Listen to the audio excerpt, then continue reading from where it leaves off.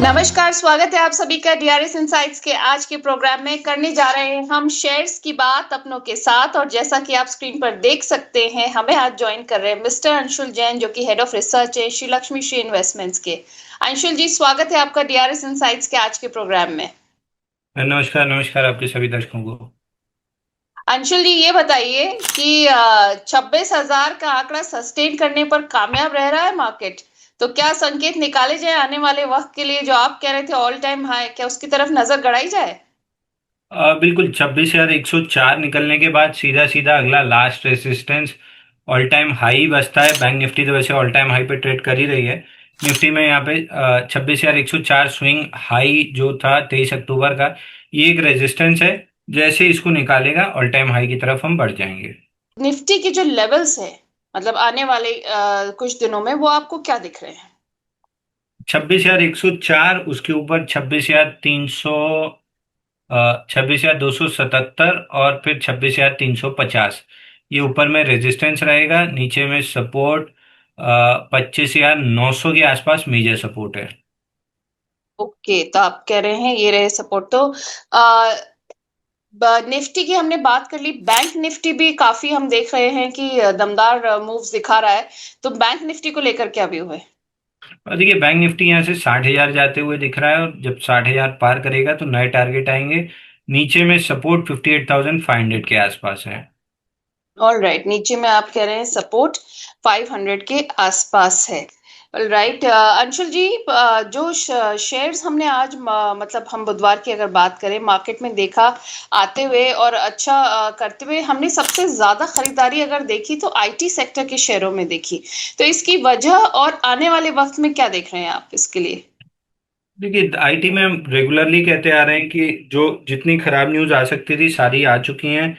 यहाँ से बहुत ज़्यादा डाउनसाइड नहीं बची है। 1460 के आसपास, पहले 1420 फिर 1460 के आसपास हमने इन्फोसिस रिकमेंड किया था। हम्म। 1529 1539 का टारगेट कंप्लीट करके पुल बैक थी और आज वापस चला है। जैसे ही 1540 के ऊपर सस्टेन करेगा, 1624 1624 तक के टारगेट खुलेंगे। टीसीएस में भी सिमिलर चीज है, 3,018 के नीचे एक्यूमुलेट करने की सलाह दी थी। 33 33 23 पहला टारगेट रहेगा, 35 86 दूसरा टारगेट रहेगा। एक स्टॉक और देख सकते हैं, एलटीआई माइंड ट्री। इसमें ऊपर एक गैप छूटा हुआ है 6288 के आसपास तक, वहां तक जाते हुए दिख रहा है। बाकी जो दो और स्टॉक हम रेगुलर रिकमेंड करते आ रहे हैं, एचसीएल टेक और टेक महिंद्रा, इनमें भी अच्छी अपसाइड दिख रही है। एचसीएल में आज अच्छा ब्रेकआउट बना है, ऊपर में 1725 तक जा सकता है। और टेक महिंद्रा में भी 1490, और 1490 निकलता है तो 1705। ओके, तो आप कह रहे हैं TCS, LTI Mindtree, HCL tech और टेक महिंद्रा आपकी तरफ से आईटी सेक्टर में नजर बना के रखने की जरूरत है, और आपने लेवल्स भी बताए हैं, इनके कुछ शेयर करे हैं। तो ये तो हो गई आईटी सेक्टर की बात। अब हमारे पास हमारे मेंबर्स और दर्शकों के व्यूअर्स के सवाल आने शुरू हो गए हैं। सबसे पहले तो जयंत कौशिक जी हैं, कह रहे नमस्कार सर। एलिस जी हैं, कह रहे हैं सर प्लीज अपना व्यू बताइए सेल और न्यू जेन पर। और देखिए न्यू जेन में 970 के ऊपर सस्टेन नहीं किया है। प्रोबेबली एक बार लॉन्ग लिक्विडेशन में 880 आ सकता है। बाकी डाउनसाइड शायद इस काउंटर में लिमिटेड रहे, बट अपसाइड तभी बनेगी जब 970 के ऊपर टिकेगा। सेल में कपनैंडल पैटर्न का ब्रेकआउट है 57 वीक्स का। यहाँ पे अगर सस्टेन करता है 138 के ऊपर तो धीरे धीरे करके 156 तक जा सकता है, बट अपमूव बहुत स्लो रहेगी। ऑल राइट, आप कह रहे हैं अप्रूव बहुत स्लो रहेगी इसमें। और अभिषेक जैन जी हैं, कह रहे हैं जी आर इंफ्रा मैंने लिया है 1456 पर, तो क्या करूं, होल्ड करूं कि एग्जिट करूं? देखिए जीआर इंफ्रा आज काफी वॉल्यूम के साथ सेलिंग आई है, 900% वॉल्यूम राइज है। मेजर सपोर्ट वीकली पे है। यहाँ पे अगर किसी तरह का फेलियर बनता है, आज की जो सेल ऑफ कैंडल है 1147 उसका हाई है, अगर 1147 निकलता है तो एक डेड कैट बाउंस के लिए बाई कर सकते हैं। अगर इस कैंडल को फॉलो थ्रू मूव मिला 1,080 के नीचे, तो फिर इसमें लंबी डाउन साइड खुलेगी। तो 1,080 के नीचे तो लॉन्ग नहीं रहना है। ऑल राइट, तो आप कह रहे हैं 1080 से के ज्यादा लॉन्ग नहीं रहना है इसमें। आचार्य जी हैं, लेकर आए अपना सवाल JWL पर। और JWL इन्होंने खरीदा हुआ है 429 पर। उस पर आपकी राय जानना चाह रहे हैं। देखिए, जुपिटर वैगन में मैं लगभग पिछले जून 2024 से बेरिश हूँ। जब से इंटरिम बजट आया है, 646 का बाइंग क्लाइमेक्स टूटा था। 272 का टारगेट था जो 3 मार्च को बना। वीक बाउंस थी और वापस लगभग उसी लो को टेस्ट करने जा रहा है, तो अभी फिलहाल तो 272 जाते हुए दिख रहा है काउंटर। ऑल राइट, तो आप कह रहे हैं 272 जाते हुए दिख रहा है आपको ये काउंटर। आचार्य जी ये भी कह रहे हैं कि सर गेल और IRB इंफ्रा और PTC इंडिया कब चलेगा, वेट कर रहे हैं। देखिए, आईआरबी इंफ्रा में तो मेरे को कोई भी उम्मीद नहीं है, बाइंग क्लाइमेक्स हुआ है। पीटीसी में भी मेरे को कोई उम्मीद नहीं है, बाइंग क्लाइमेक्स हुआ है। स्टॉक अपने हाई से 50 से 80% गिरे, तो भी मेरे को कोई सरप्राइज नहीं होगा। गेल में जरूर 177 के ऊपर सस्टेन कर रहा है, 205 रुपये 60 पैसे तक जा सकता है। ऑलमोस्ट जुलाई से गेल में कोई मोमेंटम नहीं है, वीकली चार्ट पे एकदम टाइट रेंज में है। तो मोमेंटम बनेगा 190 के ऊपर, तो 190 के ऊपर निकलता है तो फ्रेश बाइंग भी की जा सकती है। 205 रुपये 60 पैसे का टारगेट रहेगा। ओके, तो आप कह रहे हैं 205 रुपये जो आपने टारगेट बताया वो रहेगा। मुकुल जी हैं, कह रहे हैं मैम मेरे पास KEI इंडस्ट्रीज के शेयर्स हैं 4200 पर। तो 2 महीने का व्यू है, जानना चाह रहे हैं। देखिए, केईआई में कोई खास मूव दिख नहीं रही है, एकदम साइडवेज रेंज में है। अगर 4410 क्रॉस हुआ तो कुछ मूव बनेगी, नहीं तो मोस्ट लाइकली इसी रेंज में ट्रेड करता हुआ दिखेगा 2-3 महीने बाद भी। ओके, तो आप कह रहे हैं इसी रेंज में ट्रेड करता हुआ दिख सकता है 2-3 महीने बाद भी, लेकिन लेवल्स देखने पड़ेंगे। सांगवी मूवर्स 380 पर इन्होंने खरीदा है, उसमें भी 2 महीने का व्यू ये जानना चाह रहे हैं। ये सांगवी मूवर्स में भी बहुत ज्यादा कोई मूव दिख नहीं रही है। कंसोलिडेशन फेज में चल रहा है स्टॉक, और फार फ्रॉम ब्रेकआउट कहना चाहिए। बहुत ज्यादा कोई मूव आती हुई मेरे को दिख नहीं रही है यहाँ पे। लगभग ये हाल जितने भी आपके mid cap small cap shares हैं, हम्म। लगभग सभी में। सांघवी मूवर्स में एफआईआई होल्डिंग ठीक ठाक है, बट फिलहाल डिस्ट्रीब्यूटिव फेज में है। ऑल टाइम हाई से लगभग 72% स्टॉक गिरा था, उसके बाद वीकर बाउंस है, 50% रिट्रेसमेंट किया है। नीचे हम्म। में 340 अगर टूटता है तो फिर ये डाउनसाइड गहरा जाएगी। ओके, तो इस पर रखनी है आपको नजर। अभिषेक जैन जी हैं, GR इंफ्रा, इन्होंने खरीदा हुआ है 1456 पर। कह रहे हैं होल्ड करना चाहिए कि एग्जिट करना चाहिए इन्हें। और देखिए, जीआर इंफ्रा जैसे अभी हमने डिस्कस किया, 1147 निकलता है तो बाई बनेगा, हम्म। और 1080 टूटता है तो फिर और डाउनसाइड खुलेगी। ओके, जयंत कौशिक जी बोरो न्यू के बारे में जानना चाह रहे हैं। 100 इन्होंने खरीदा है। और कह रहे हैं 700 का वॉल्यूम अभी तक लिया था, पर बताएं क्या करें और ग्रो में क्या करें। देखिए, 710 के ऊपर ब्रेकआउट फेल किया है इस काउंटर ने। छोटे ब्रेकआउट का टारगेट था 620 पे, छोटा ब्रेकआउट था, टारगेट 710 था। 710 पे बड़ा ब्रेकआउट था, तो छोटे ब्रेकआउट ने अपना टारगेट कंप्लीट किया और बड़े ब्रेकआउट ने फेल किया है। लॉन्ग हम्म। लिक्विडेशन में समवेयर अराउंड 596 तक आ सकता है, और वो लेवल टूटता है तो फिर लंबी डाउनसाइड खुलेगी 538 तक। ग्रो पे जो ट्रेलिंग स्टॉप लॉस आपका होना चाहिए हम्म। आईपीओ का, वो कट चुका है 179, तो अब ग्रो पे कोई बाई सेल की सलाह नहीं है। आईपीओ बेस बनने का वेट करना चाहिए। ओके, आप कह रहे हैं IPO बेस बनने का वेट करना चाहिए, इस पर अभी आपकी कोई सलाह है नहीं। लक्ष्मीकांत जी हैं, कह रहे हैं sir ji I have I value info solutions 200 shares हैं और मैंने खरीदे हैं 290 के रेट पर, तो क्या करना चाहिए सर। देखिए, नया स्टॉक है, आईपीओ बेस बना है। आईपीओ बेस का ब्रेकआउट आया है 305 पे। मंडे को उसको रिटेस्ट किया था और ऊपर चल रहा है। फ्रेश मोमेंटम 332 के ऊपर बनेगा, स्टॉप लॉस 300 का बनेगा। अगर ये चला तो 370 तक जा सकता है। बहुत अच्छी मेरे को बाइंग नहीं दिख रही है। ओके, आप कह रहे हैं बहुत अच्छी बाइंग आपको इसमें नहीं दिख रही है।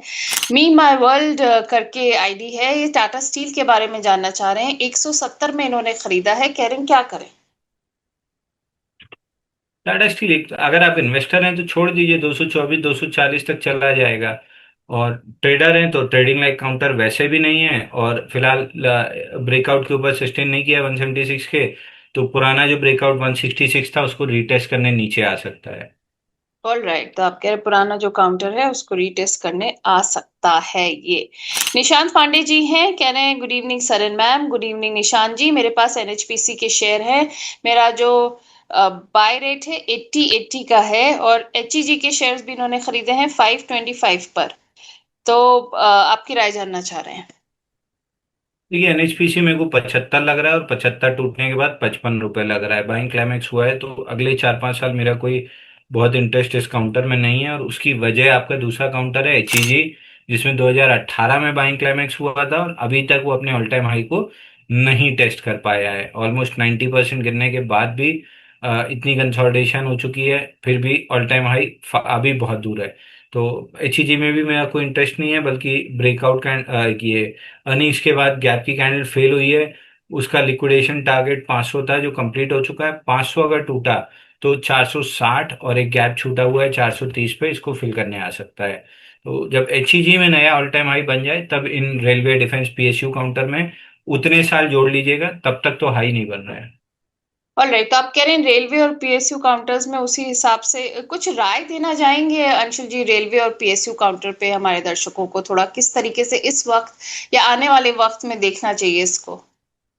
देखिए मैडम, मेरे पास बहुत ज्यादा कोई राय नहीं है, क्योंकि बाइंग क्लाइमेक्स के बाद स्टॉक 50 से 80% गिरते हैं। उसके बाद उनको समय लगता है, कम से कम 5-7-8 साल, तब जाके स्टॉक में कोई नया बेस बनता है, नई मूव आती है। एचईजी पहला काउंटर है जिसको मैंने पढ़ना स्टार्ट किया था 2018 में, उसमें बाइंग क्लाइमेक्स हुआ था, और अभी तक उसने कोई भी नया हाई नहीं बनाया है। तो जब तक एचईजी में कोई नया हाई नहीं बनता है, तब तक मेरे को यही क्लियर नहीं है कि बाइंग क्लाइमेक्स के कितने साल बाद जाके नए हाई बनते हैं। तो पहले एचईजी में जब तक ऑल टाइम हाई नहीं बनता है, तब तक मैं मान के चल रहा हूँ कि रेलवे डिफेंस में तो नहीं बन रहा है। ओके, तो ये हो गई बात हमारे रेलवे और पीएसयू काउंटर्स की। पीयूष पराशर जी हैं, कह रहे हैं 700 शेयर मैंने लिए हैं रत्नावीर के, और खरीदे हैं इन्होंने 157.55 पर। शॉर्ट टर्म व्यू है इनका, जानना चाह रहे हैं आपसे। देखिए इसमें क्लाइंट बाई लॉन्ग हो सकते हैं। आज हमने 155 या 157 के आसपास बाई दिया, एग्जैक्ट में कोई याद नहीं आ रहा, लेकिन इसी हम्म। रेट के आसपास हमने बाई दिया है, और 8 से 10% की अपसाइड हमको दिख रही है। 166 एक बड़ा रेजिस्टेंस है, वहां तक तो हम्म। आ सकता है काउंटर। आज ही हमने बाई दिया अपने क्लाइंट्स को। ओके, तो ये हो गई आपको उस पर राय। अब मुकुल जी हैं, कह रहे हैं मेरे पास नहीं, सुशील जी हैं, ये नमस्कार कर रहे हैं वैसे आपको। और बाकी मैं एक बार देखती हूँ और कमेंट्स आ रहे हैं आज।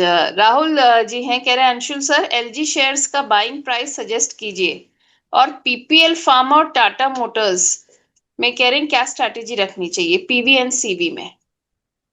देखिए टाटा मोटर तो मैं अभी कंप्लीटली अवॉइड कर दूंगा, क्योंकि रिजल्ट भी खराब आए हैं, और मूव भी नहीं आ रही है, और दूसरे शेयर के चार्ट ही नहीं है। तो फिलहाल अवॉइड करना चाहिए। 378 के नीचे ब्रेकडाउन दिख रहा है। 320 तक टाटा मोटर पैसेंजर व्हीकल आने की गुंजाइश बढ़ रही है। एक ही उम्मीद है कि वीकेंड तक अगर 380 के ऊपर क्लोजिंग आ गई, तो कुछ हम्म। रिवर्सल कर सकता है। पीपीएल फार्मा नीचे 181 तक आ सकता है, 180 160, वहां पे एक्यूमुलेट करके चलना है। ये पूरी जोन 197 से 181 अच्छा। एक्यूमुलेशन की जोन है, जितना मिले उतना लेते चलिए। एलजी इंडिया में जब तक आईपीओ बेस नहीं बनता है, तब तक मेरा कोई इंटरेस्ट नहीं है। ओके, तो ये हो गई आपकी बात इन सारे शेयर्स पर। अब हैं सुशील पाल जी, कह रहे हैं सर स्विगी इन्होंने खरीदा हुआ है 434 पर, और कह रहे हैं कि मॉस्चिप इन्होंने खरीदा है 50 पर। उस पर आपका राय जानना चाह रहे हैं, शॉर्ट टर्म और लॉन्ग टर्म दोनों। देखिए मॉइस्चर वीक लग रहा है। 279 का जब ब्रेकआउट फेल हुआ था, तब से 222 का टारगेट खुला था, और पिछले 8 दिन से 222 के पास ही स्ट्रगल कर रहा है। 220 अगर निकलता है, तो काउंटर में फिर लंबी डाउनसाइड खुल जाएगी 180 रुपए तक। ऑलमोस्ट एक डंपिंग काइंड ऑफ एक्टिविटी दिख रही है। 279 के पास ब्रेकआउट दिखा दिखा के माल डंप किया गया है, और डंपिंग का पहला टारगेट हुआ है। अब नेक्स्ट लेग में प्रोबेबली 181 तक नीचे आ सकता है। ऑल राइट, तो ये तो हो गई मॉस्चिप और स्विगी पर बात। बीके मीना जी हैं, एमएनएम पर जानना चाह रहे हैं, 3700 पर इन्होंने लिया हुआ है। और कह रहे हैं अभी है 4740, होल्ड कर सकते हैं, और 6 महीने का व्यू जानना चाह रहे हैं। देखिए एमएनएम में कोई यहाँ से अभी बहुत शॉर्ट टर्म में बहुत तेजी नहीं दिख रही है, बट ओवरऑल स्ट्रक्चर ठीक है। तो प्रॉफिट बुक करके हीरो मोटो में अगर शिफ्ट करना चाहें तो कर लें, और इसी में बने रहना है तो बने रहिए। धीरे धीरे करके ऊपर चलेगा, बट ओवरऑल 4200 रुपये जाते हुए दिख रहा है, समय खींच सकता है। और स्विगी पे रह गया था, स्विगी जब तक जी। प्रॉफिटेबल नहीं हो रही तब तक हम इसमें बायर नहीं है। 380 टूटता है तो फिर और डाउन साइड खुलेगी। ऑलराइट, 380 आप कह रहे हैं टूटता तो और डाउन साइड खुल सकती है इसमें। आईआरबी के ऊपर सवाल है, और 580 के शेयर्स हैं 56 के रेट पर। कह रहे हैं खरीदें या मतलब अभी एवरेज करें, या फिर अभी थोड़ा लॉस बुक कर लें, ये मी माई वर्ल्ड पूछ रहे हैं। मी कौन सा? मैडम स्टॉक का नाम? IRB, IRB. और देखिए आईआरबी में मेरे को कोई बहुत उम्मीद नहीं है। इसमें 71 पे ब्रेकआउट फेल किया था, 65 पे बाइंग क्लाइमेक्स कंफर्म किया था, और 57 पे ब्रेकडाउन आया था। तीनों के टारगेट 33 रुपये 89 पैसे है। तो मेरे को स्टॉक नीचे आते हुए दिख रहा है, किसी भी तरह की बाउंस बैक मिलती है तो एग्जिट करना चाहिए। ऑलराइट, आप कह रहे हैं किसी भी तरीके की बाउंस बैक मिलती है तो एग्जिट कर सकते हैं। विकास शिंदे जी हैं, कह रहे हैं स्टाइलिंग इंडस्ट्रीज और मैन इंडस्ट्रीज दोनों शेयर पे आपकी राय जानना चाह रहा हूं सर। मैन इंडस्ट्री और स्टाइलिंग इंडस्ट्रीज।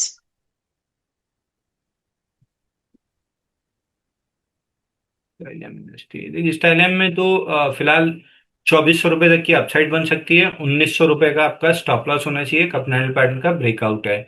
मैन इंडस्ट्री में 434 मेजर सपोर्ट था, टूटने के बाद एकदम लिक्विडेशन आई, उसी को रिक्लेम किया है। तो अब यहाँ से अगर 420 434 नहीं टूटता है तो स्टॉक में करीब करीब 470 500 तक की अपसाइड बन सकती है।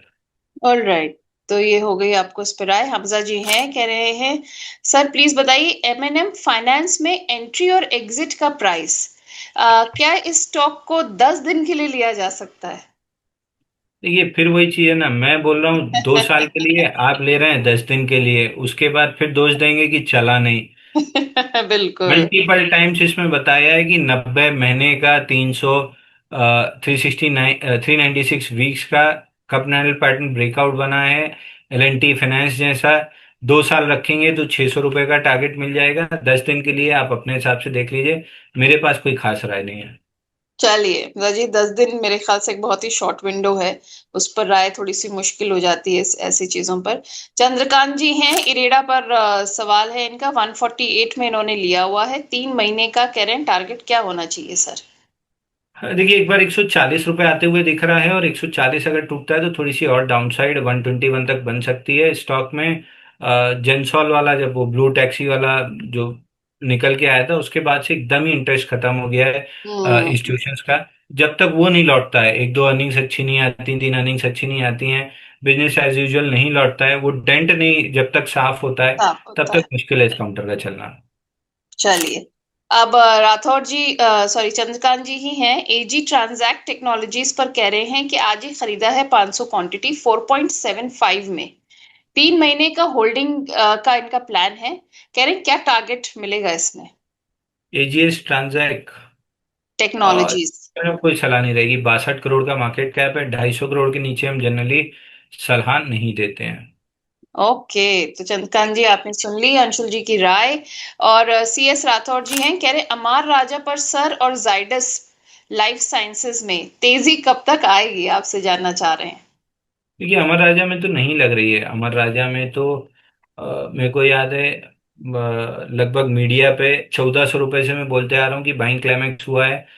हाई से नीचे पहला टारगेट 896 का आएगा, जो 2 बार आ चुका है, और उसी रेंज में चल रहा है 896 और 1100।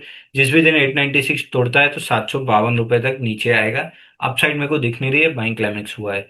जाइडस वेलनेस में वीकली चार्ट पे लंबा कंसोलिडेशन हो चुका है, ऑलमोस्ट यहाँ पे वीकली पे पकड़ेंगे तो सितंबर 2021 से कंसोलिडेशन चल रहा है, 212 हफ्ते हो चुके हैं। प्रोबेबली 15-20 हफ्ते और जा सकते हैं, बट इवेंचुअली जब भी ये 510 के ऊपर क्लोज करेगा, स्टॉक में बड़ा ब्रेकआउट बन जाएगा। तो वॉच लिस्ट में रखिए, 510 के ऊपर बाई कीजिएगा। ऑल राइट, तो आपको टारगेट्स मिल गए हैं कि वॉच लिस्ट में रखकर आप कहाँ पर नजर रख सकते हैं।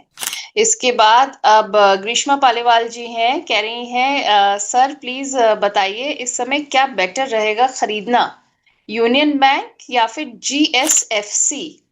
और अशोक लेलैंड के बारे में खाली जानना चाह रही हैं कि प्रॉफिट कहाँ बुक करा जाए। पर पहले हम यूनियन बैंक और जीएसएफसी के बारे में सर आप राय दे दीजिए कि कौन सा इनके लिए बेटर रहेगा खरीदना। देखिए, दोनों ही नहीं अच्छे लग रहे हैं फिलहाल। बाइंग के लिए हाँ। मोमेंटम नहीं है, और अगर आपको सरकारी बैंक में एकदम मजबूरी है कि बाई करना है, तो फिर आपको महाराष्ट्र बैंक सेलेक्ट करना चाहिए। 230 दिन का कपना पैटर्न ब्रेकआउट है 60 रुपए पे। स्टॉप लॉस 54 का आता है और टारगेट करीब 80 रुपए का पकड़ लीजिए। तो अगर लेना ही है, कंपल्शन है, तो महाराष्ट्र बैंक ट्राई कीजिए। ऑल राइट, तो आप कह रहे हैं लेना ही है तो महाराष्ट्र बैंक आपके हिसाब से, आपकी राय में सही रहेगा। तो ये भी कह रही हैं ग्रीष्मा जी कि भाई अशोक लेलैंड इन्होंने खरीदा हुआ है 129 पर। कह रही इस समय प्रॉफिट बुक करना चाहिए या फिर अभी वेट करना चाहिए। देखिए, अगर आप मेरे हिसाब से तो प्रॉफिट बुकिंग कर लेना चाहिए, लेकिन अगर आप होल्ड करना चाह रहे हैं, ट्रेलिंग स्टॉप लॉस लेना चाह रहे हैं, तो 140 का ले लीजिए। All right. तो स्टॉप लॉस भी आपको सजेस्ट कर दिया अंशुल जी ने। मुकुल जी हैं, कह रहे हैं सर प्लीज बताइए तिलक नगर इंडस्ट्रीज पर 505 पर इनकी खरीद है। देखिए, 466 का ट्रेलिंग स्टॉप लॉस होना चाहिए। अगर वो टूटा तो फिर लंबी डाउन साइड खुल जाएगी। ऑल राइट, आप कह रहे हैं तो फिर लंबी डाउन साइड खुल सकती है स्टॉप लॉस के बाद। यूनाइटेड स्प्राइट इन्होंने लिया है 1375 पर, 3 महीने का व्यू है। और देखिए, यूनाइटेड स्पिरिट्स में ट्रेडिंग के सारे टारगेट हमारे हो चुके हैं 1489 तक के। इन्वेस्टिंग के लिए 1364 के अराउंड अगर आप डिप मिले तो एक बार लॉन्ग करके चल सकते हैं। इन्वेस्टर्स को ऑल टाइम हाई मिल जाएगा। ओके। और विकास शिंदे जी हैं, अपना सवाल लेकर आए हैं ये। उनका सवाल थोड़ा सा मेरे से खो गया है। विकास जी, मैं आपका सवाल ढूंढ रही हूँ इस समय। तब तक हम और सवाल देख लेते हैं। आज एक्चुअली क्या है अंशुल जी, मेरी टीम के ना मेंबर्स कुछ इधर है नहीं, तो थोड़ा सा मेरे को ये जो चैट्स हैं इनमें से कमेंट खुद ही देखने पड़ रहे हैं अच्छे से। तो थोड़ा सा वक्त लग जा रहा है इसमें। तब तक अंशुल जी ये बताइए आज के आपके दो टॉपिक्स क्या रहेंगे। देखिए मैडम, अभी mid cap small cap almost 1.5 साल हो गया कंसोलिडेशन और फैग एंड पे है। हम्म। यहाँ पे मैं थोड़ा वेट एंड वॉच के मूड में हूँ। हालांकि आज हमने इन्फीबीम में एक ब्रेकआउट आया है, वो ट्राई किया है। साउथ बैंक में एक ब्रेकआउट आया है, वो ट्राई किया है, बट मैं अभी कोई बड़ी पोजीशन लेने के मूड में नहीं हूँ। जब तक क्लियर कट एक ब्रेकआउट ना बन जाए mid cap small cap index में, तब तक मैं थोड़ा सा छोटी छोटी पोजीशन, छोटे छोटे स्टॉप लॉस से ट्रेड करने के मूड में हूँ। तो इस समय को और जाने दीजिए महीना। और वैसे भी अगर ये हफ्ता दो मतलब इस मंथ एंड तक ब्रेकआउट नहीं आया, तो फिर हम्म। दिसंबर में तो उम्मीद नहीं रहेगी। तो मान के चलिए कि फिर 1 1.5 महीना आपको शांति से मिड कैप स्मॉल कैप में बिताना पड़ेगा। ओके। चेल्से व्यास जी हैं, लक्ष्मी ऑर्गेनिक के बारे में इनका सवाल है। 218 पर इनकी खरीद थी। कह रहे हैं क्या करना चाहिए सर। देखिए, 208 18 पे आपकी खरीद थी, तो 209 का स्टॉप लॉस जरूर लेना चाहिए था, क्योंकि 209 रुपए टूटने के बाद से क्लियर कट लॉन्ग लिक्विडेशन चल रहा है, जो कि इसको 180 तक ले आ सकता है। ऑलमोस्ट 180 आ ही गया है। और 180 अगर नहीं प्रोटेक्ट हुआ तो फिर और डाउन साइड खुलेगी 164 तक की। ओके, साई प्रवीण जी हैं, सुपर चैट के जरिए इन्होंने अपना सवाल पूछा है। कह रहे हैं sir associated alcohol levels to add for long term आपके हिसाब से क्या होने चाहिए। थैंक यू प्रवीण जी देखिए सबसे पहले तो सवाल के लिए। जी अंशुल जी। देखिए, एसोसिएटेड अल्कोहल 1,700 करोड़ का मार्केट कैप है, यानी माइक्रो कैप स्टॉक है। माइक्रो कैप स्टॉक में कभी भी बाई ऑन डिप्स नहीं किया जाता है। इसमें बाई ऑन ब्रेकआउट या बाई ऑन अप ट्रेंड किया जाता है। फिलहाल लॉन्ग लिक्विडेशन चल रही है, क्योंकि ये जो गैप आया था 10 नवंबर को, उसको फॉलो थ्रू मूव मिल रहा है। हाई लाइकली है कि एक बार 813 रुपए तक आ सकता है। जब तक कोई बुलिश एविडेंस ना मिले, जब तक अप ट्रेंड कंफर्म ना हो, जब तक 10 above 20 वीकली पे ना हो, किसी भी स्टॉक में बाइंग नहीं करनी चाहिए, स्पेशली स्मॉल कैप और micro cap. Okay, specially small cap और माइक्रो कैप के बारे में आपने राय दी है। जयंत कौशिक जी हैं, आईओसी इन्होंने खरीदा है 145 पर। सेफ क्योर इन्होंने खरीदा है 102 पर। तो ये जानना चाह रहे हैं कि सर बताएं क्या करना चाहिए। एक बार स्टॉक का नाम रिपीट करेंगे, सेफ आईओसी है और क्योर। सेफ सेफ सिक्योर, दोनों पे राय जानना चाह रहे हैं। पहला वाला स्टॉक में सुन रहा हूँ। IOC IOC. आईओसी।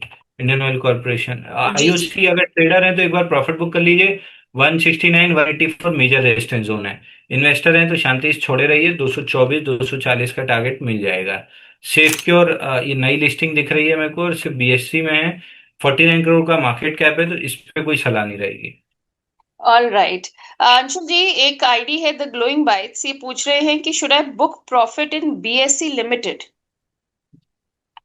देखिए बीएससी पे 2738 का ट्रेलिंग स्टॉप लॉस लेना चाहिए, और 3000 का टारगेट। ओके, तो वेल आपको मिल गई अंशुल सर की राय। अंकित रामपुरिया जी हैं, कह रहे हैं सर फार्मास्यूटिकल्स और हॉस्पिटल स्टॉक्स कोई लॉन्ग टर्म के लिए आप बता सकते हैं? मतलब जैसे कि मैं अगर बच्चों के लिए एसआईपी करना चाह रहा हूँ लॉन्ग टर्म के लिए। अगर फार्मा ही में करना है तो फार्मा इंडेक्स में कोई फार्मा का म्यूचुअल फंड पकड़ के कर लीजिए थीमेटिक, या फार्मा ईटीएफ में कर लीजिए। या अगर लॉन्ग टर्म ही करना है तो फिर इतनी मेहनत क्यों करना है, स्मॉल कैप में एसआईपी करके छोड़ दीजिए। ऑल राइट, कुछ आप बता सकते हैं किस तरीके से स्मॉल कैप में एसआईपी कर सकते हैं ये?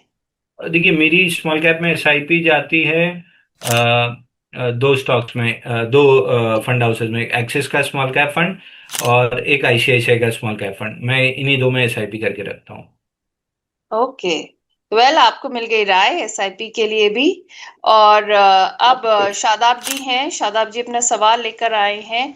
कह रहे हैं मैम थायरो केयर टेक में बाइंग है 1584 की। सर की सलाह चाहिए कि क्या करना चाहिए इसमें, और कह रहे हैं विमता लैब में एंट्री कर सकते हैं क्या? ओके, ये थायरोकेट जब तक 1465 के ऊपर है, 1700 रुपये जा सकता है, तो टेलिंग स्टॉप लॉस 1465 का ले लीजिए। विमटा लैब अगर 2-3 साल का आपके पास समय हो तो 587 के आसपास जब बुलिश एविडेंस मिले तो बाई कर लीजिएगा। नहीं तो फिर बुलिश एविडेंस ना मिले तो फिर और थोड़ी सी डिप का वेट कीजिएगा। ऑल राइट, आप कह रहे हैं बुलिश एविडेंस ना मिले तो थोड़ी और डिप का वेट कर सकते हैं। मुकुल जी हैं, जीएमडीसी कह रहे हैं किस लेवल पर ले सकते हैं सर, मेरा 3 महीने का व्यू है। कैसे पढ़ रही हैं मैडम आप इतने कमेंट? मैं तो यूट्यूब पे खोल के देखा हूँ, धड़ाधड़ ऊपर भागे जा रहे हैं। तभी आप देख रहे मैं होंगे आज थोड़ी सी मेरी स्पीड में फर्क है। वही देख रहा हूँ, मैं बोला मैं खोल के देख लूँ, थोड़ी आपकी मदद होगी। धड़ाधड़ भागे पड़े हैं, तो मैंने बंद कर दिया हूँ। नहीं नहीं, आप जवाब दीजिए, सवाल का जिम्मा मैं उठाती हूँ। जीएमडीसी में 565 के नीचे ब्रेकडाउन आया है, और इस ब्रेकडाउन का टारगेट टारगेट 440 पकड़िए, क्योंकि वही ब्रेकआउट था और उसी को रिटेस्ट करने जा रहा है। चलिए बढ़िया है, ये हो गया जीएमडीसी पर। वेद प्रकाश जी हैं, कह रहे हैं नेहा मैम और अंशुल जी को सादर नमस्कार। सर प्लीज बताइए कि इंटीग्रेटेड इंडस्ट्रीज मैंने खरीदा है 4500 शेयर्स, और मेरे खरीद का जो प्राइस है वो है 25.33। कह रहे हैं क्या करें सर? अ, तो नहीं, वॉल्यूम तो ठीक है और मार्केट कैप भी ठीक है, रिजल्ट भी ठीक आ रहे हैं। स्टॉक में कपनल पैटर्न बन रहा है जिसकी नेकलाइन 33 रुपए के आसपास है, तो जब ये 33 रुपए पार करेगा तब स्टॉक में अच्छी बाइंग बनेगी। फिलहाल पैटर्न इन द मेकिंग है। अगर ले ही चुके हैं तो स्टॉप लॉस 22 रुपए का लगा लीजिए। ऑल राइट, आप कह रहे हैं अगर ले ही चुके हैं तो स्टॉप लॉस आप 22 रुपए का इसमें लगा सकते हैं। तो अब आ रहा है हमारा अगला सवाल। जीवा पूछ रहे हैं व्यू दीपक नाइट्रेट पर आपका। दीपक नाइट्रेट, देखिए दीपक नाइट्रेट में तो बाइंग क्लाइमेक्स हुआ था 2811 रुपए पे, और एक फेल्ड ब्रेकआउट, नहीं बैंक सॉरी बाइंग क्लाइमेक्स नहीं था, फेल्ड ब्रेकआउट था 2956 के आसपास, जिसका कंफर्मेशन 2800 के आसपास बना था। और लॉन्ग लिक्विडेशन का टारगेट 1670 रुपये है, जो ऑलमोस्ट टेस्ट होने वाला है। तो 1670 के आसपास आके अगर ये रेंज बनाने के मूड में रहा तो यहीं से रिवर्स करेगा, और अगर डबल टॉप का ब्रेकडाउन देने के मूड में रहा तो फिर ब्रेकडाउन आएगा 1650 1640 के नीचे, और वर्टिकल डाउनसाइड खुल जाएगी। दोनों केस में स्टॉक एक्सट्रीमली वीक लग रहा है। ऑल राइट, दोनों केस में आप कह रहे हैं स्टॉक एक्सट्रीमली वीक लग रहा है। अंशुल जी, बहुत सारे सवाल हमारे पास आते हैं, जो सबसे फेवरेट काउंटर होता है लोगों का डिफेंस काउंटर, और वो मैं नहीं कहूंगी कि आपका फेवरेट है बिल्कुल भी। तो डिफेंस को लेकर आने वाले वक्त में आप क्या नजरिया रख रहे हैं? देखिए, डिफेंस में मेरा व्यू बहुत अच्छा नहीं है। एचएएल में भी कोई ब्रेकआउट बना नहीं, 5165 भी नहीं पहुंच पा रहा है counter. Same is with BDL. BEL भी लास्ट पिछला ब्रेकआउट हमने अच्छा प्ले किया था, और इस ब्रेकआउट में हमने डिस्कस भी किया था कि ना बेस में इंस्टीट्यूशन वॉल्यूम है, ना ब्रेकआउट पे है, ना ब्रेकआउट के बाद है। तो ऐसे स्टॉक में लिक्विडेशन अगर आती है तो फिर एकदम एग्रेसिव आती है। 405 के नीचे अगर निकलता है बीईएल तो बहुत तेजी से फिर 360 की तरफ बढ़ेगा। तो मैं अच्छा। एकदम रेलवे, डिफेंस, ये जीएसआरई, इन सब से काफी दूरी बना के रखा हूँ, और पिछले इंटरिम बजट से बना के रखा हूँ। नहीं, बीएल तो हो गया, पर उसके अलावा और किसी में आपको उम्मीद नहीं नजर आ रही है? देखिए, सरकारी कंपनियों में मेरे रिकमेंडेशन में केवल एचपीसीएल, आईयूसीएल, बीपीसीएल, थोड़ा बहुत गेल है। बाकी मेरे को इन्हीं तीन में बहुत इंटरेस्ट है। थोड़ा बहुत महाराष्ट्र बैंक ठीक लग रहा है, बट कैचअप वाला काउंटर है, तो मैं बहुत इंटरेस्ट से किसी को रिकमेंड नहीं कर रहा हूँ। अगर किसी को कंपल्शन ही है तो महाराष्ट्र बैंक ट्राई कर सकता है। आपने कहा एचपीसीएल, आईओसीएल और बीपीसीएल, कुछ इनके लेवल्स बता सकते हैं अंशुल जी, जिन पर देखिए, खरीद सकते हैं? हिंद पेट्रोल ने डिस्कस किया था, ऑल टाइम हाई हाँ। 445।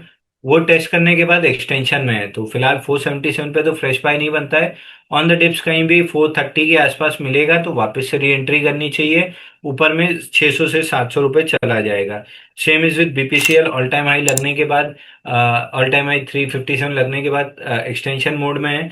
कहीं भी 357 343 की जोन में अगर डिप मिलती है तो बुलिश एविडेंस पे बाई करके चलना है। आईओसी अपने मेजर रेजिस्टेंस जोन 169 184 के आसपास आके अटका हुआ है। जब भी ये इस जोन में कंसोलिडेट करके जब भी निकलेगा तो फिर हम्म। 224 240 निकाल देगा। इस जोन को निकालने में अगर 2-3 महीने लगाता है तो मेरे को हम्म। बहुत सरप्राइज नहीं होगा। ओके, आप कह रहे हैं जोन को निकालने में 2-3 महीने लगा सकता है। इसी बीच सुभान नंदी जी हैं, कह रहे हैं सर 5 स्टार पर अपना व्यू बताइए। देखिए, 5 स्टार स्मॉल कैप इंडेक्स का हिस्सा है, ठीक ठाक एफआईआई होल्डिंग है। हम्म। और स्टॉक में नीचे से अच्छी बाइंग हुई है अर्निंग्स के बाद। तीनों दिन लगभग हजार हजार परसेंट वॉल्यूम राइज था। एवरेज वॉल्यूम इसका 2 मिलियन का है, 17 मिलियन, 33 मिलियन और फिर 17 मिलियन। 3 दिन में बाइंग हुई है, उसके बाद से 8-10 दिन से कंसोलिडेट कर रहा है। फ्रेश अपमूव या मोमेंटम के लिए 651 निकलना जरूरी है। जैसे ही 651 निकलता है स्टॉक में एक 8-1% की अपसाइड आराम से बनेगी। ऑल राइट, तो ये हो गई इस पर राय। अब अंशुल जी ये बताइए, हमारे एक व्यूअर हैं प्रतीक जी, सम्मान कैपिटल पर आपकी राय जानना चाह रहे हैं।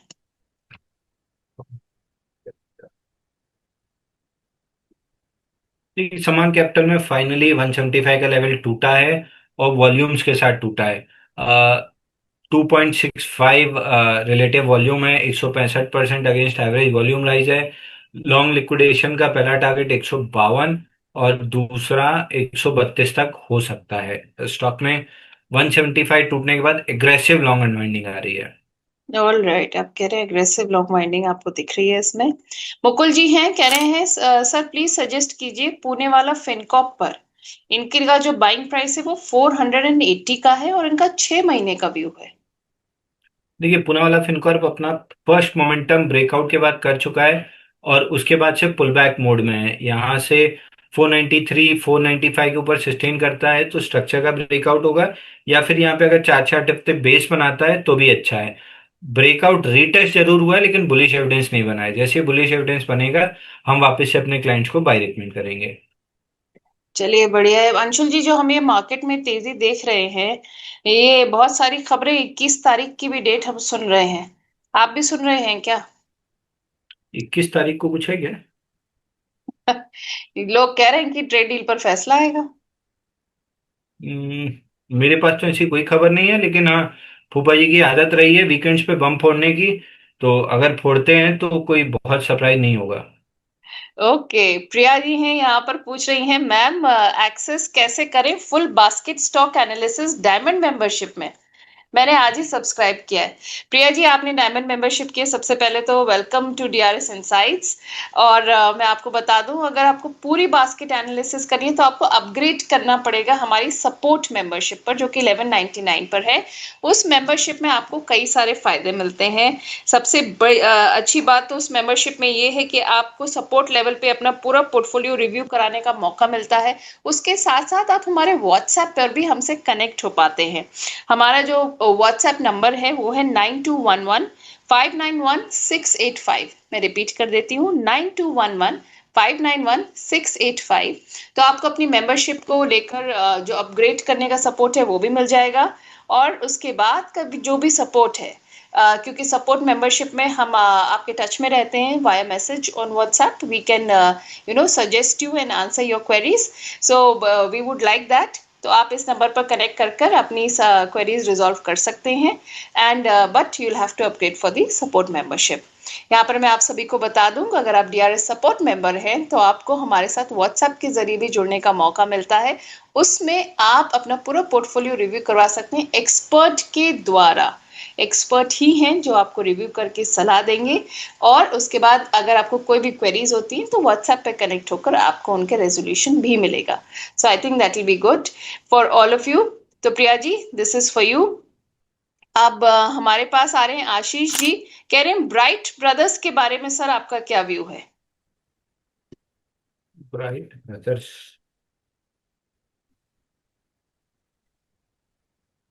देखिए, बीएससी ओनली लिस्टेड काउंटर है और 162 करोड़ का मार्केट कैप है।